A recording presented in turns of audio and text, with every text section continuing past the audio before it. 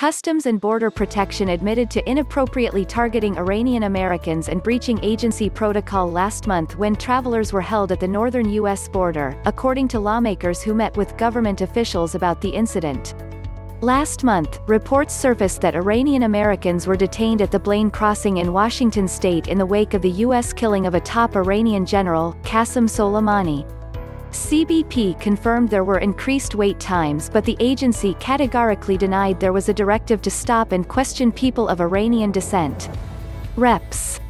Pramila Jayapal and Susan Delbene, both Washington Democrats, met on Monday with Adele Fasano, CBP's Director of Field Operations in Seattle, who reportedly admitted the agency made mistakes. The agency's Seattle office oversees operations at 67 ports of entry from the Pacific coast to Minnesota, Lake Superior.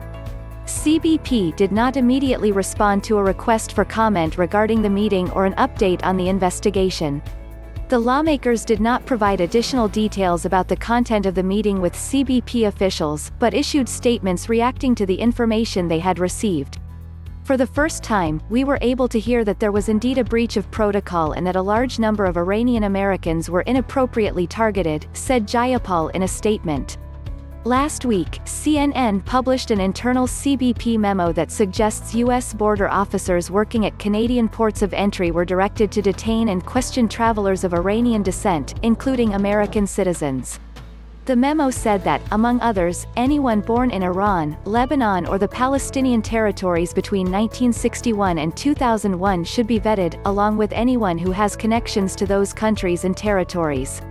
Some American citizens of Iranian descent were detained for hours and reported that they were asked detailed questions about their countries of birth as well as religious affiliations and military service.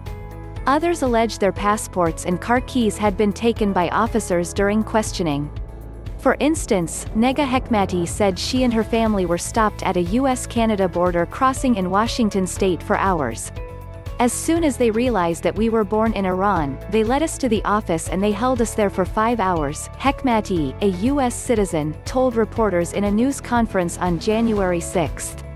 Darian Vaziri, a 21-year-old college student from Los Angeles, had been visiting Seattle when he decided to go to Vancouver for a quick visit.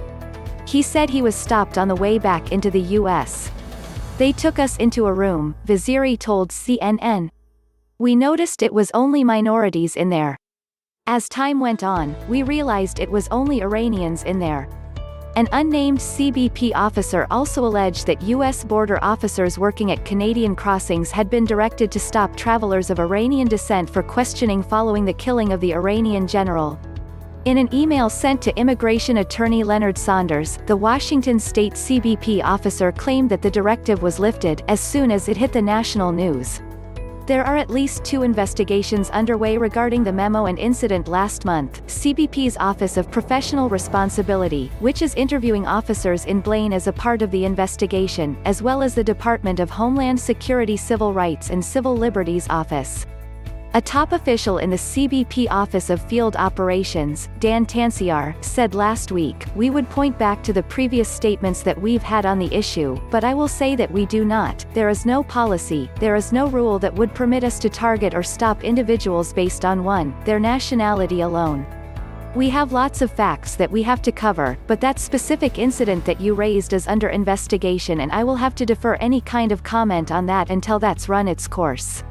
Up to 200 individuals of Iranian, Lebanese and Palestinian descent were detained by CBP from January 4 to 5, according to Delbene.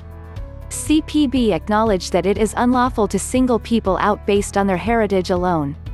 It is disappointing that CBP officials were not honest about the incidents in Blaine when we first reached out to them with questions, she said. The lawmakers called on the Border Security Agency to apologize to those impacted and take steps to ensure the breach of protocol doesn't happen again.